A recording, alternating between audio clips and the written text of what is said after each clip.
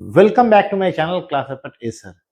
This video is going to be something special because in this video I will teach you the tricks of how you can present a single thought in different ways by changing a few words or a few phrases. এই ভিডিওর মাধ্যমে আমি তোমাদেরকে শেখাবো যে কিরকম ভাবে একটা সিঙ্গেল থটকে একমাত্র একটা কোনো একটা চিন্তা এসছে তোমার মাথায়, কোনো ভাবনা এসছে, যেটাকে তুমি ডিফারেন্ট ওয়েতে অন্যান্য বিভিন্ন রকম ভাবে তুমি সেটাকে প্রেজেন্ট করতে পারবে শুধুমাত্র কয়েকটা ওয়ার্ড বা কয়েকটা ফ্রেজকে চেঞ্জ করে। তাহলে তোমরা এই ভিডিওটা পুরোটাই দেখবে, কিন্তু তার আগে একটা there is a small intro about this fella. This is Soumitra Rakshit and you are watching my YouTube channel Class Up at Acer. Subscribe my YouTube channel Class Up at Acer and don't forget to like and follow my Facebook page in the same name. So let's dive deep into the video and see what's in store for you. Let's get started. দেখো এখানে কি লেখা আছে? The family feud has now assumed another dimension with the scion of the family claiming a large share of the assets. একটা আমি marker নিয়ে নিই, তোমাদেরকে বোঝাতে সুবিধা হবে। দেখো এখানে কি লেখা আছে? The family feud has now assumed another dimension with the scion of the family claiming a large share of the assets. পারিবারিক যে বিবাদটা সেটা একটা অন্য পর্যায়ে পৌঁছে গেছে, অন্য একটা মাত্রা পেয়ে গেছে। কখন? যখন পরিবারের যে ছেলে শিয়ন মানে হচ্ছে অ্যাকচুয়ালি ইয়াং মেম্বার,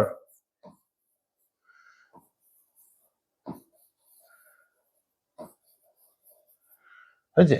ইয়াং মেম্বারকে, কোন একটা পরিবারের যে ইয়াং মেম্বার আছে তাকে শিয়ন বলা হয়। জেনারেলি এটা কোনো ফেমাস বা ওয়েলদি বা রিচ বা ওয়েল নোন ফ্যামিলি যেগুলো আছে তাদের যে ইয়াং মেম্বার যে থাকে তাদেরকে শিয়ন বলা হয়। যেরকম ভাবে ধরুন আম্বানির ফ্যামিলি বা টাটার ফ্যামিলি বা বিড়লাদের ফ্যামিলি, এইরকম যে বড় বড় যে রিনাউন্ড যে ফ্যামিলিগুলো আছে তাদের যে ইয়াং মেম্বার তাকে শিয়ন বলা হয়। তো কি বলা হচ্ছে এখানে? পারিবারিক যে বিবাদ সেটা একটা নতুন মাত্রা পেয়ে গেছে যখন পরিবারের যে ইয়াং মেম্বার, পরিবারের একটি ছেলে, সে কি করছে? সে দাবি করছে যে পারিবারিক যে সম্পদ বা সম্পত্তি আছে তার একটা বড় অংশ, শেয়ার বা ভাগ তাকে দিতে হবে, সেটা দাবি করছে। এই যে থটটা, এই থটটা যে তোমাদের কাছে আমি দিলাম, এটাকে চলো একটা অন্য রকম ভাবে আমরা প্রেজেন্ট করে দেখি কিরকম ভাবে এটাকে আমি প্রেজেন্ট করছি, তোমরা লক্ষ্য করো। দেখো ওটা আগেরটাই লেখা আছে, the family feud has now assumed another dimension with the scion of the family claiming large share of the assets. এটা কি বলেছি? ওটাকেই দেখো, ফ্যামিলি ফিউডটা আমি কি বলছি? যে ফ্যামিলি কনফ্লিক্ট মানে হচ্ছে অ্যাকচুয়ালি বিবাদ বা সংঘর্ষ। কনফ্লিক্টের যে টেনশনটা, উত্তেজনাটা, সেটা কি হয়েছে? এসকালেট করেছে। আগেরটাতে কি ছিল? অ্যাজিউমড অ্যানাদার ডাইমেনশন মানে একটা নতুন মাত্রা পেয়ে যাওয়া। অ্যাকচুয়ালি নতুন মাত্রা পেয়ে যাওয়া বলতে আমরা কি বোঝাতে চেয়েছি? অ্যাকচুয়ালি মাত্রাটা বেড়ে গেছে, যেটার মানে হচ্ছে যে এসকালেট করেছে। এসকালেট মানে হচ্ছে কোনো কিছু বেড়ে যাওয়া, মাত্রা বেড়ে যাওয়া, ঠিক আছে? মাত্রা বৃদ্ধির ক্ষেত্রে আমরা এসকালেট ওয়ার্ডটা ব্যবহার করে থাকি। তাহলে এখানে কি লেখা আছে? Tensions in the family conflict have এসকালেটেড as the family here now claims a substantial portion of the assets. এখানে তোমরা কি দেখতে পাচ্ছ?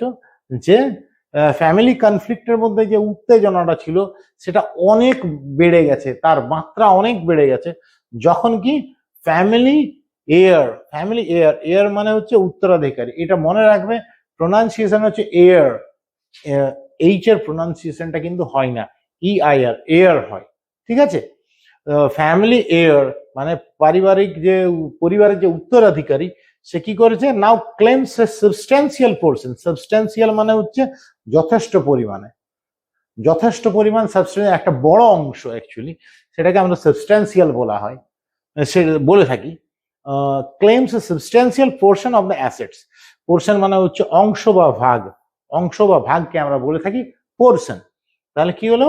যে পারিবারিক যে বিবাদ, তার যে টেনশন, যে উত্তেজনা, সেটা অনেকটাই বেড়ে গেছিল, তার মাত্রা অনেকটাই বেড়ে গেছে। কেননা পরিবারের যে উত্তরাধিকারী সে ক্লেম করছে কি একটা বড় পরিমাণ অংশ সে দাবি করছে, সাবস্ট্যান্সিয়াল পোর্শন, বড় পরিমাণ অংশ। সাবস্ট্যান্সিয়াল পোর্শন মানে হচ্ছে বেশি পরিমাণ, বড় পরিমাণ একটা কিসের বেশি পরিমাণ, অ্যাসেটস, পারিবারিক যে সম্পত্তি আছে তার ভাগটা সে চাইছে।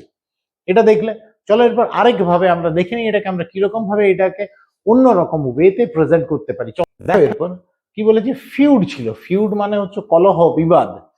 সেখান থেকে ডিসপুট, ডিসপুট মানেও হচ্ছে বিবাদ। তাহলে দেখো ফিউডটা এখানে আমরা কি করেছি, ডিসপুট করেছি। The family dispute has depend. Deep, deep মানে গভীর, গভীর। আর ডিপেন্ড মানে হচ্ছে গভীর হওয়া, আর ডিপেন্ড মানে হচ্ছে গভীর হয়ে গেছে। প্রেজেন্ট পারফেক্ট টেন্সে ইউজ করা হয়েছে। The family dispute has depend মানে আরো গভীর ভাবে, আরো ইন্টেন্সিফাই হয়ে যাচ্ছে। কোনটা, বিতর্কতা। বিতর্ক, পারিবারিক যে বিতর্কটা সেটা ইন্টেন্সিফাই হয়ে গেছে, ঠিক আছে, অনেক গভীরে চলে গেছে, মানে খুব গুরুত্বপূর্ণ যে একটা জায়গাতে পৌঁছে গেছে। The family dispute has depend with the youngest family member asserting a right to a large share of the assets. দেখো ওই যে সিগনিফিক্যান্ট যেটা বলছিলাম সেটা এখানে আমরা কি করেছি, লার্জ শেয়ারে করে রেখেছি। লার্জ শেয়ার যেটা এখানেও দেওয়া আছে, দেখো large share of the assets, এখানে large share of the assets, ঠিক আছে। তাহলে আমাদের চেঞ্জ কোন জায়গাটাতে হলো, এই যে দ্য ফ্যামিলি ফিউড যেটা ছিল, দ্য ফ্যামিলি ডিসপিউট হয়েছে has now has now assumed another dimension, সেটা এখানে আমরা কি করেছি, has deepened, আরো গভীর হয়ে গেছে, আরো একটা ইন্টেন্সিফাই হয়ে গেছে। ইন্টেন্সিফাই হয়ে যাওয়া সেটা এখানে কোনটার মানে হচ্ছে assumed another dimension, এই মানেতে।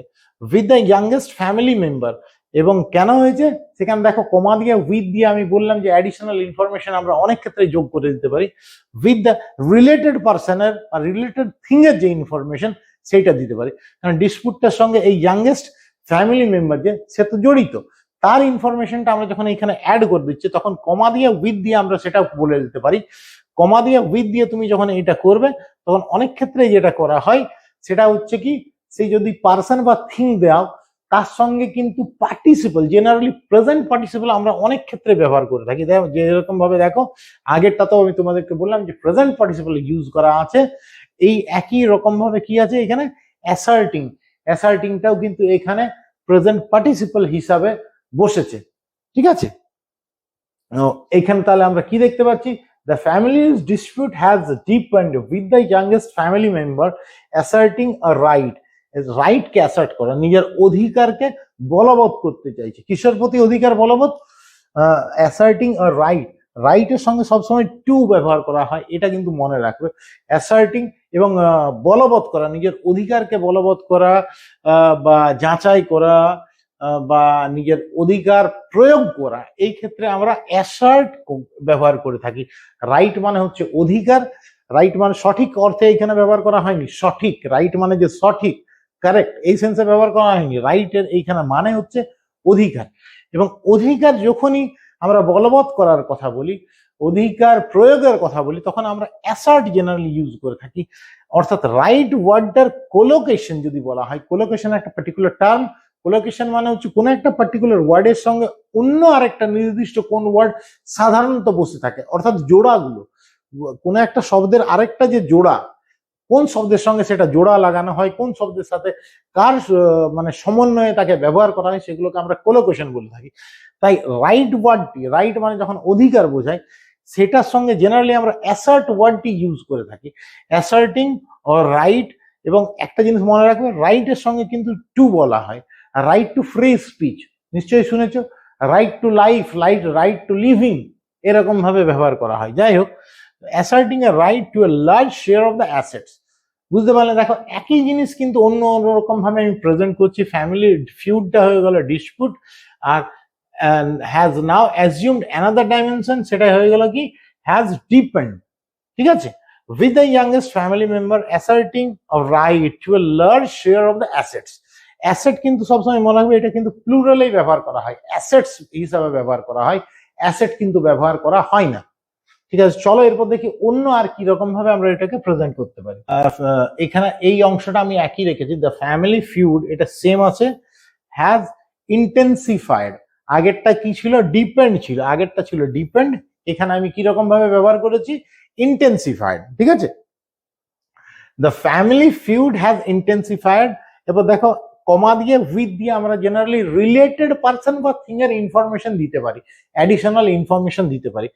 With the primary heir, primary heir মানে হচ্ছে প্রাথমিক যে উত্তরাধিকারী, মানে যার প্রথম অধিকারটি আছে সেটার ক্ষেত্রে, উইথ দ্য মানে অ্যাকচুয়ালি মেইন উত্তরাধিকারী, অর্থাৎ মা বাবার ক্ষেত্রে তাদের উত্তরাধিকারী ইমিডিয়েট যে সমস্ত মানে এয়ার যারা, তারা হচ্ছে কি সন্তান সন্ততি, রিলেটিভরা কিন্তু পরে। অনেক ক্ষেত্রেই কোনো নারী পুরুষের অর্থাৎ বাবা মায়ের অনেক ক্ষেত্রেই অর্থাৎ পুত্র সন্তান বা কন্যা সন্তান থাকে না, তখন তাদের যে সম্পদগুলো বা সম্পত্তিগুলো সেগুলো কিন্তু রিলেটিভদের মধ্যে চলে যায়, কিন্তু তারা প্রাইমারি এয়ার কিন্তু নয়। প্রাইমারি এয়ার একজন নারী বা পুরুষের ক্ষেত্রে তার সন্তান, নিজের সন্তান বা সন্ততি হচ্ছে প্রাইমারি এয়ার।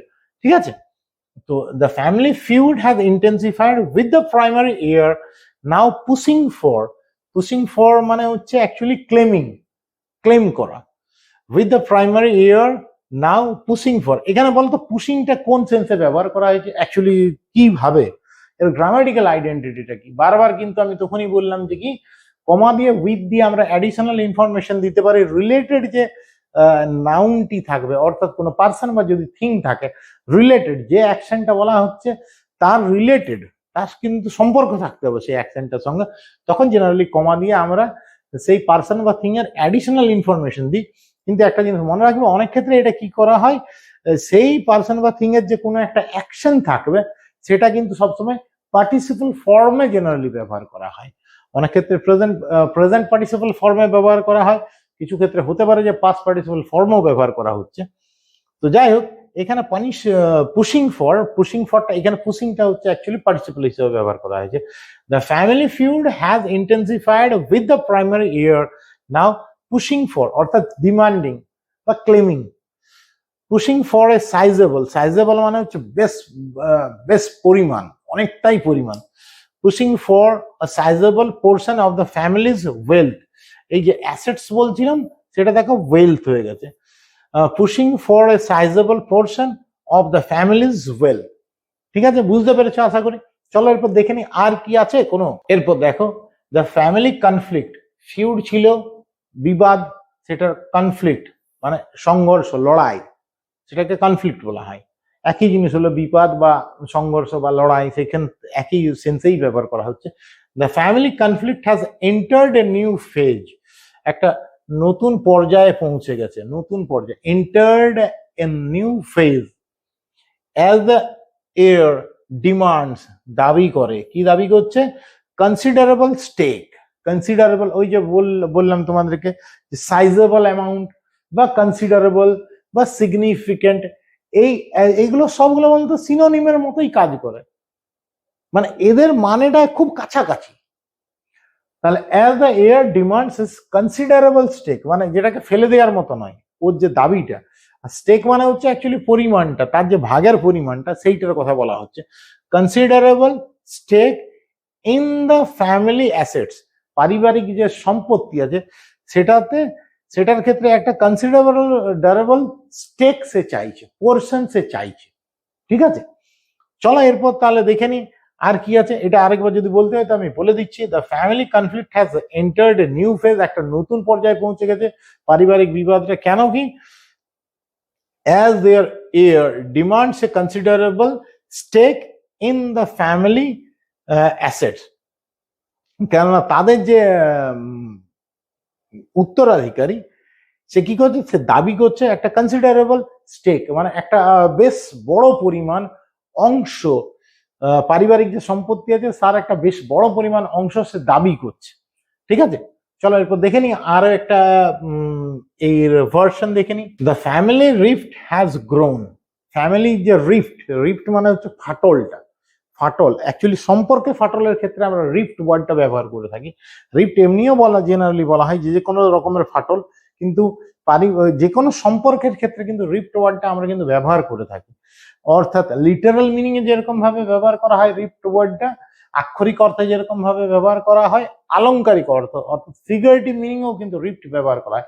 রিফট মানে হচ্ছে ফাটল, সম্পর্কে যে ফাটল সেটার কথা বলা হচ্ছে। The family rift has grown, যে ফাটলটা সেটা অনেকটাই বেড়ে গেছে। With the youngest family member now ইনসিস্টিং, insist করা মানে হচ্ছে জোর করা, দাবি করা। এখানে দেখো আবার সেই যে বললাম উইথ দিয়ে সেই রিলেটেড পার্সনের আমরা অ্যাডিশনাল ইনফরমেশন দিচ্ছি এবং তখন যে অ্যাকশনটা করছে সেটাকে কিন্তু আমরা প্রেজেন্ট পার্টিসিপল হিসাবেই ব্যবহার করেছি। With the youngest family member now ইনসিস্টিং, insist on সবসময় বসে, এটা মনে রাখবে কিন্তু প্রিপারেশনটা বলে রাখলাম। ইনসিস্টিং জোর দিচ্ছে, বারবার করে জোর দিয়ে দিয়ে বলছে যে কি now insisting on a major share, একটা মেজর শেয়ার, একটা বড় পরিমাণ অংশ সে চাইছে, দাবি করছে, জোর করছে। কিসের উপরে মেজর শেয়ারটা? Major share of the family assets, পারিবারিক যে সম্পদ আছে বা সম্পত্তি আছে সেটার ভাগটা, সেটার সেই শেয়ারটা সে দাবি করছে। ঠিক আছে, এইখানে আমরা ওইটা বলেছি যে ফ্যামিলি রিফটটা কেন গ্রো করে গেছিল। The family rift has grown with the youngest family member now insisting on a major share of the family assets. আশা করি বুঝতে পেরেছো। চলো দেখে নি আরো। The feud within the family has advanced further. ফিউডটা, লড়াইটা, পরিবারের মধ্যে যে লড়াই সেটা আরো অ্যাডভান্স হয়ে গেছিল, বেড়ে গেছিল, অনেকটাই বেড়ে গেছিল। বেড়ে গেছিল না, বেড়ে গেছে, হ্যাজ যেহেতু দেওয়া আছে। The feud within the family has advanced further. পরিবারের মধ্যে যে লড়াই, যে বিবাদ, সেটা অনেকটাই বেড়ে গেছে, লড়াইয়ের অনেকটাই অগ্রগতি হয়েছে। With the heir laying claim to a large part of the family estate. সে কেননা তাদের যে এয়ার, যে উত্তরাধিকারী, সে কি করছে, লে ক্লেম, অর্থাৎ লের সঙ্গে আইএনজি হিসাবে বসছে প্রেজেন্ট পার্টিসিপল হিসাবে। with the heir laying claim to, claim to, ক্লেমের সঙ্গে সবসময় টু ব্যবহার করা হয়, এটা মনে রাখবে। পার্সনের ক্ষেত্রে ক্লেম আপন হয় আর থিং এর ক্ষেত্রে টু হয়। যাই হোক, with the heir laying claim to a large part of the family asset, পারিবারিক যে এস্টেট, এস্টেট মানে ওই তুমি বলতে পারো যে জমি জমা সম্পদ যেগুলো আছে সেইগুলোর ক্ষেত্রে এস্টেট ওয়ার্ডটা ব্যবহার করা হয়। এখানে তুমি অ্যাসেট হিসাবেও এটাকে ব্যবহার করতে পারো, অ্যাসেট যদি লেখো তাহলে সেটাও চলে যাবে, অ্যাসেটস হিসাবেও ব্যবহার করতে পারবে।